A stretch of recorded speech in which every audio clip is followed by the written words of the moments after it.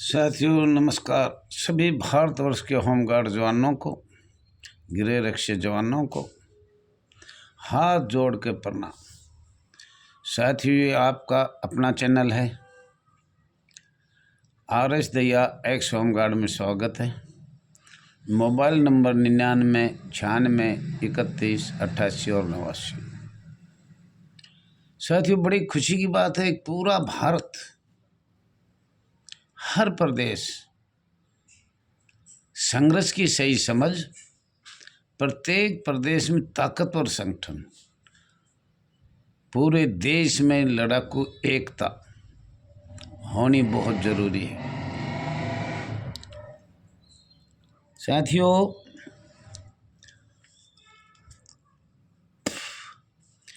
आपको ये तो पता है, बहुत यूनियन है, सभी का धन्यवाद करता हूँ, चाहे वो प्रदेश की यूनियन है, राज्य की यूनियन है, संगठन की यूनियन है, कोई भी है। और जितने भी राष्ट्रीय लेवल शायद मुझे अभी चल रहा है 4-5 से जो यूनियन चल रही है, उनका भी धन्यवाद है।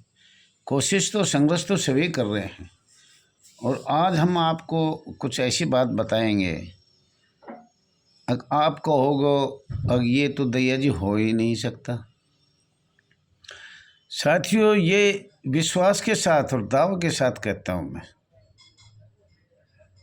1945 के बाद या 46 में के बाद होमगार्ड संस्था ही नहीं है। होमगार्ड का कहीं नाम ही नहीं है।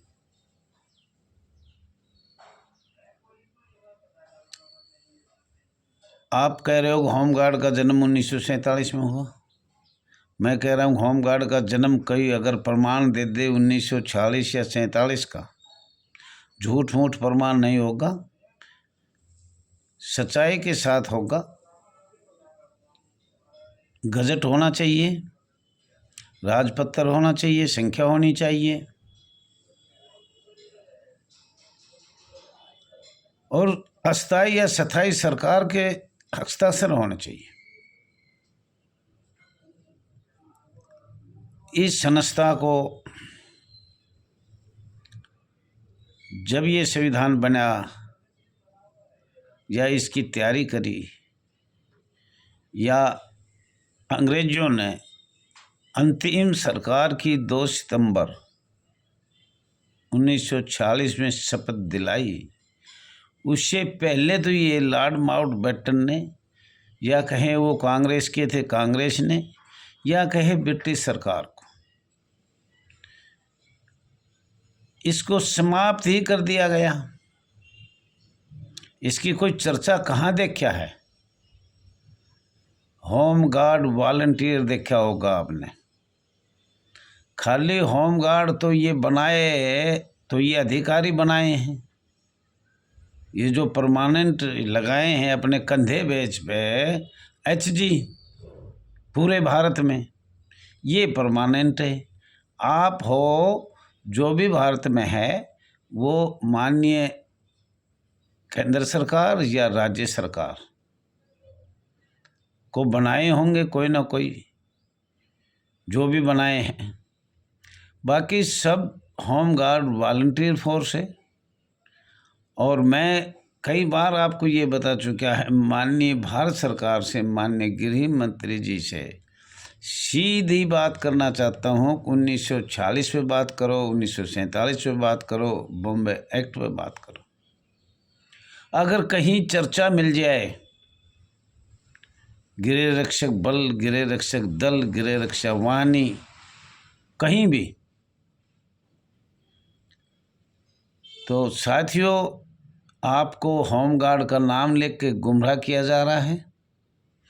आप अपने प्रदेशों में कृपा करके ये तो पूछो, जान करो, अगर हमारे ज़िले में या प्रदेश में या राज्य में या केंद्र शासित प्रदेश में या विंग बॉर्डर में, अगवे सिविल डिफेंस के कितने जवान हैं और होमगार्ड के कितने जवान हैं?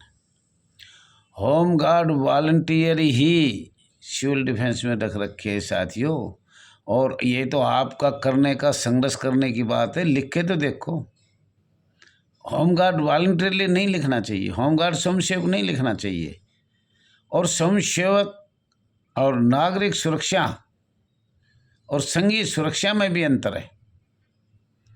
और मुझे पता है कि आप, मैं बोल रहा हूँ तो आपको अच्छा नहीं लग रहा, लेकिन मैं ये कहना चाह रहा हूँ आपको, ये बार बार बता रहा हूँ, आपको स्वयंसेवक शपथ करने के लिए एकता की भी जरूरत है,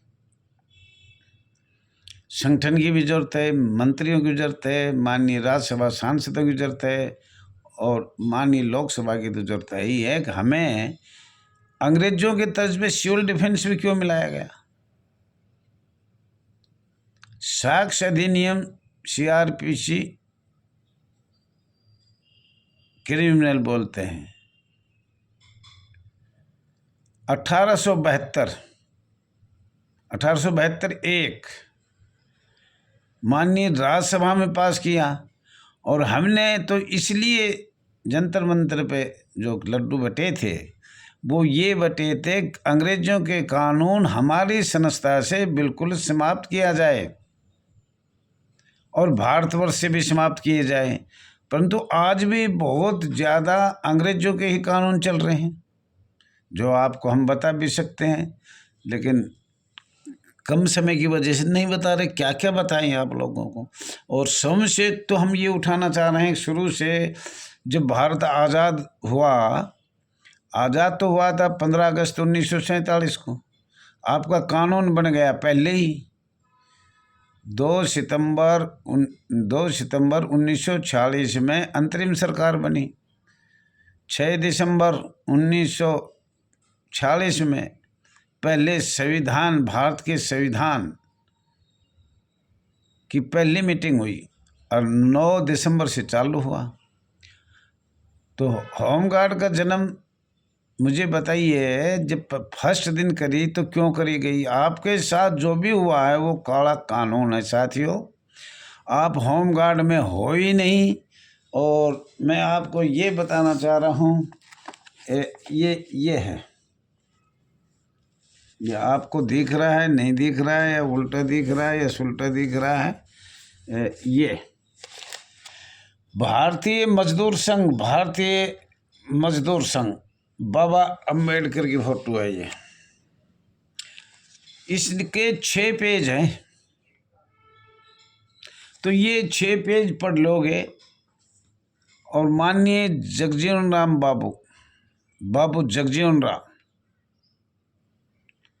और पूर्व राष्ट्रपति माननीय वीवी गिरी, 2 ही ऐसे आदमी थे। एक बाबा ने बहुत अटकाव किया, हमारे अम्बेडकर साहब ने। ये संस्था लंबे समय से गुलाम है, इसको फिर गुलाम से गुलाम बना दिया गया। और साथियों, 1966 में माननीय गृह मंत्री कह रहा है कि भारत सरकार का जजमेंट है, माननीय सुप्रीम कोर्ट का जजमेंट है, वो सही है, बिल्कुल 100% सच्चाई है। मैं माननीय सर्वोच्च न्यायालय का अभिनंदन करता हूँ, हार्दिक बधाई से, दिल से। और मैं ये भी चाहता हूँ साथियों, हमारे साथ जो भी किया वो शायद किसी के साथ भी नहीं किया। 1915 की लड़ाई लड़ी, 1939 की लड़ाई लड़ी, 44 में लड़ाई बंद हुई, सेकंड वर्ल्ड वार। उसके बाद 45 में भारत सरकार ने अमेरिका के चार्टर पर साइन किए, और वो चार्टर की बात कर रहे हैं, उस चार्टर की बात हम आमने सामने करना चाहते हैं। और ये बताएं सरकार को ये कैसे किया हमें।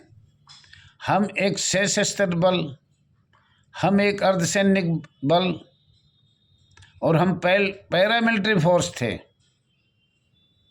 ये कांग्रेस ने किया, क्योंकि अंग्रेजों ने तो 1939 में लड़ाई समाप्त होने के बाद वो संस्था डिफेंस ऑफ इंडिया एक्ट बंद कर दिया था। वैसे चाल तो देखो लॉर्ड माउंटबेटन की है। लॉर्ड माउंटबेटन ने प्रथम प्रधानमंत्री जो अंतरिम या अस्थायी बनाया, तो शपथ किसने दिलाया था? Lord Mountbatten. 1935 में जो बना था भारत सरकार अधिनियम, वो किसने बनाया? वो ब्रिटिश सरकार ने बनाया।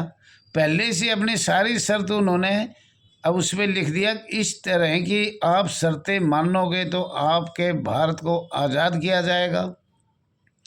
संविधान बना तो उसमें अंग्रेजों के बड़े बड़े अधिकारी आ गए जो देश पे राज करते थे। 1920 में या 1927 समझो, आपका संसद भवन तैयार हो गया था। 1927 के बाद आपका संसद भवन तैयार हुआ और 1935 में भारत सरकार का अधिनियम अंग्रेजों ने यहीं बैठकर बनाया। अगर भारत को इस तरीके से चलाना है, सबसे बड़ी भूल यही है। अगर भारत सरकार का अधिनियम भारत की ही संसद में स्थान पर जगह पर बना और उसी में हमें ऐसा धोखा किया जो आपको अभी आगे बताया जाएगा। और साथियों, ये तो आप बिल्कुल सोच लो, इस किताब के 6 पेज मुझे आप चाहोगे तो मैं पढ़ के दिखाऊंगा, और नहीं मैं बताऊंगा भी। कुछ इंतज़ार कर रहा हूँ मैं सरकार का, और नहीं अभी 1-2 दिन में सर्दी ज़्यादा है, हम ये आपका बिल्कुल साफ करेंगे। नहीं तो आप भारत के संविधान में हो, और न आप गृह रक्षा बल हो, न आप होमगार्ड हो। होमगार्ड वॉलंटियर फोर्स कहा जाता है आपको। और माननीय गृह मंत्री जी, इसको या तो 1915 से उठा लो या 1939 से उठा लो, और या 46 की बात करने के लिए हम तैयार हैं। 46 में जो आपने श्रम विभाग बनाया, श्रम विभाग का मंत्री बनाया, जिसका मंत्री बाबू जगजीवन राम था। और बाबू जगजीवन राम ने जितनी कोशिश करी, बाबा अम्बेडकर ने मजदूरों की किया तो उनकी बात कुछ मानी गई।